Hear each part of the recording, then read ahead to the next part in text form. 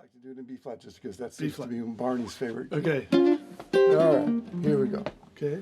Turn it off. 1, 2, 1, 2, 3.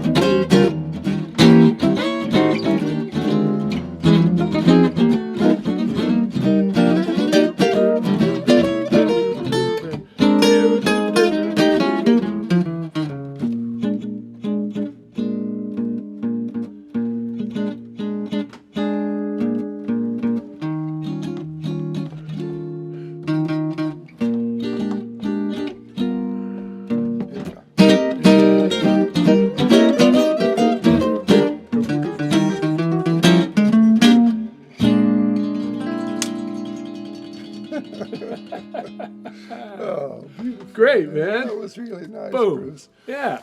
First course of the day. Well, There there's you probably go. about 16 of them. 16 first courses. But that was it. Wonderful, wonderful. Yeah, great. I'm here with my friend Bruce Forman. Hey, everybody. And Bruce Forman has got his new friend. I don't know if you're tired of talking about this. No. Could you tell us a little bit about what you got This there, is an Bruce? ES350 from 1946 with a Charlie Christian pickup from 39. Turn it just a little bit. Originally owned by Barney Kessel. Not only just owned by him. But played by him pretty much his whole career. It's the famous guitar from that one. It's that one. It's on the Pole Winners records. All those, and I got to go on the road with him.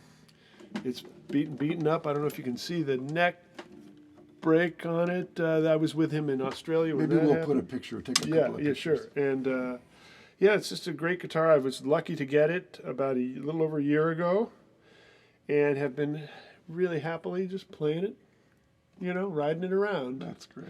And getting people like you to play it. So now it's got a DNA soup of you and Howard Alden and Martin Taylor and John Jorgensen. Everybody's been playing on it. Tommy Emmanuel. So we were getting all these guys playing it. So it'll have this nice DNA family aspect to it. That's wonderful. Yeah. Well, and this guitar, I have to say, is what that guitar pretty much started out as before Barney, made it his own. And it's the same year, 1946. It's got a script logo, so it's probably a little earlier, or it just was a right. It was just whatever. Because this guitar, from what I understand, always had the more modern. The more modern, Gibson. And it's got the double. It's got that. Yeah. Though it's got that little thing. What do you even call that? The crown. It's a crown. Okay. That's what I think people call it. Okay. I don't know. Right. But it's got the crown. Barney painted this over. And do you know why? Yeah, he was mad at Gibson. Is what. Again, he never told me this himself. He did tell me how much he hated the Barney Kessel model. No, the pointy one? Yeah, and he did tell me that he was mad that they never gave him money, and they're also sometimes on TV, the sponsor didn't want to, you often see that where in the old days, the sponsors were a little bit more particular about covering up logos. He never really told me, what was the incident that caused him to do this. And it's not the best job. Because I say, if you hold it in a certain light, you can still see evidence. See that it's there. It's just underneath the lacquer, and And this guitar had a number of fingerboards. Yes, because originally it would have had something like this, and I've seen pictures of that guitar with the parallelogram. That's the original, and it had the original pickup was a P92. And then it had a fingerboard that was a 22 fret ebony fingerboard. There was a time, I guess it was the 60s maybe, because John Pisano told me about this, like where everybody was taking their ES 175s and putting ebony. Jim Hall did it. Yeah, Jim Hall did it. John Pisano did it. Barney did it with this guitar. Only this is a 350. But it had that rosewood fingerboard. They all thought ebony was better, so he had one made, and it had 22 frets. Now, and it also had extra little dots that he seemed like he pulled them out, or one of them fell out, or something. Yeah, if you look closely at those photographs. He probably just played them out because he was a very physical player. And then this third fingerboard, I believe, and I'm not 100% positive. I know the guy that did it, but I think it was done when the neck cracked. When the neck cracked, I think the fingerboard was trashed too, and so he put it on. And why he didn't get another 22 fretter, I don't know. I never asked. You can see from the binding how much whiter it is than the rest of the binding. How new it is. So. It's just, And was there more than one neck break incident? Is it possible that it's dealing with more than one? I mean, I wouldn't know, but I don't think so. Okay. I mean, from the look of it, this is just one bad break. Yeah. There's nothing here. There are numerous other incidents. Yes, airlines. Can you see this? The other one. Yeah. Okay, you see that metal plate where the input jack is. And this is only just my conjecture, is Barney used to carry around one of those crappy guitar stands, those like folding metal ones. They look like the little music stands we used to have with just the little tube metal. And I believe he had it on that stand, and either he or somebody else got their foot caught in the cord, pulled the guitar off, just crushed it here. There's serious cracking that goes all the way, really bad cracking at the bottom here. I mean, here it's just horrid. Yes, and it goes all the way up to here. All the way up to here. Yes. And you had mentioned how heavy it feels down at the bottom, and it's possible that because this was so cracked up, I mean, really, it's just it's shredded. There could be something underneath here. Yeah, they might have supported it, reinforced it. Yeah. Right. So it certainly has a heaviness down here like this guitar doesn't have. Right. So, and you know how some arch tops, the heavier ones work really well electrically. Oh, this is the, yeah, I mean, my contention is that this guitar, and maybe its two pickup brother, might be the best electric archtop guitar sound. You know, ultimately in terms of usefulness, Yeah. sound quality, playability, everything. I mean, because they're not acoustically bright or Yeah. brilliant. I mean, Right. acoustically loud. Right, and they're super heavy. You Yeah, know. it's a thick top. And I mean, of course, these 3 screws from the Charlie Christian pickup, it's got to stabilize it somewhat too. Yeah. And it looks like the wood is kind of a maple almost, although I don't know what, it's ply anyways, Right. but Some people know they did a couple of different things. They would do a 3-ply maple, and then they started doing a 2-ply maple with a spruce in the middle or something else in the middle. yeah, well, the where maple the is grain was obviously, going you the know, other way. and you know, I have a really great guitar, you know, my red guitar made by Stefan Sontag, which is just super acoustic. You know, it's thin and it's beautifully made. And, you know, I love that guitar, but it's not the friendliest electric guitar in the world. And it doesn't play as well with others as this one does. Yeah. Oh, yeah. I'm with you. Speaking of playing well with others. Second chorus of the day. Yes.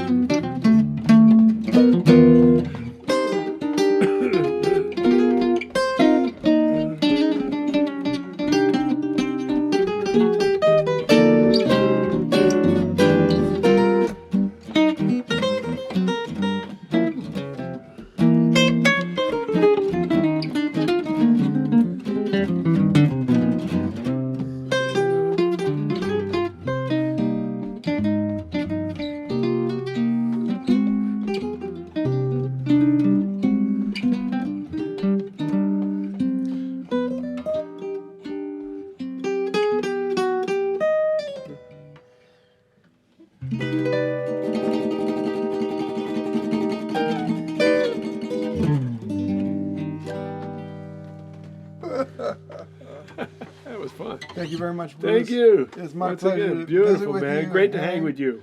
Really fun. And really get to know you. A couple Wow. of California boys. Yeah. Or at least transplanted California. Yeah, we're there. You know, I'll take it. Thank you, everybody. Yeah, thanks a lot. Check him out. Stay there.